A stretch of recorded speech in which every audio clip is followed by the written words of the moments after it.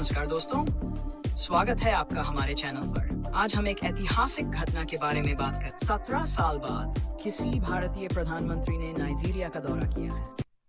लेकिन ये दौरा इतना महत्वपूर्ण क्यों है? ये भारत की वैश्विक कूटनीति और अफ्रीका में उसकी स्थिति के लिए क्या मायने रखता है? आइए इस दौरे के हर पहलू को विस्तार से समझें। यह 17 साल में पहली बार है जब किसी भारतीय प्रधानमंत्री ने नाइजीरिया का दौरा किया है।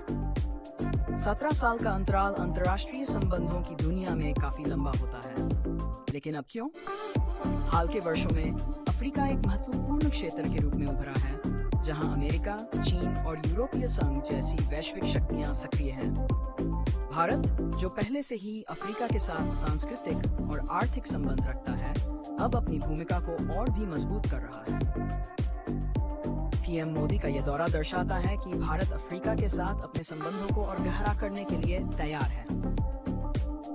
नाइजीरिया की रणनीतिक अहमियत।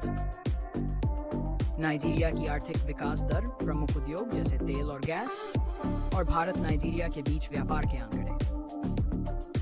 अब सवाल यह है कि नाइजीरिया क्यों? नाइजीरिया अफ्रीका का सबसे जनसंख्या वाला देश और सबसे बड़ी अर्थव्यवस्था में से एक है। इसे अफ्रीका की आर्थिक महाशक्ति कहा जाता है। भारत पहले से ही नाइजीरिया का प्रमुख व्यापारिक साझेदार है, विशेष रूप से फार्मास्यूटिकल्स, ऊर्जा और टेक्सटाइल। क्या आप जानते हैं कि नाइजीरिया भारत को कच्चे तेल का सबसे बड़ा सप्लायर में से एक है? यह दौरा ऊर्जा संबंधों को मजबूत करने और नई साझेदारियों का पता लगाने के उद्देश्य से किया जा रहा है। सेक्शन 3। इस दौरे के दौरान कई महत्वपूर्ण समझौतों पर हस्ताक्षर होने की उम्मीद है।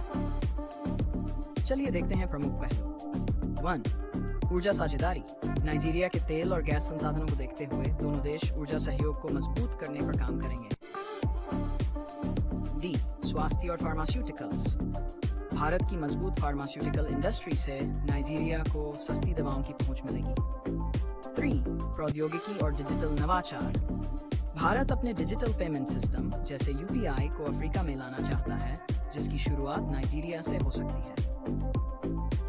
शैक्षिक और सांस्कृतिक विनिमय। नाइजीरिया से कई छात्र भारत में पढ़ाई के लिए आते हैं। ऐसे में और अधिक शैक्षिक और सांस्कृतिक कार्यक्रम दोनों देशों के लोगों को करीब लाएंगे।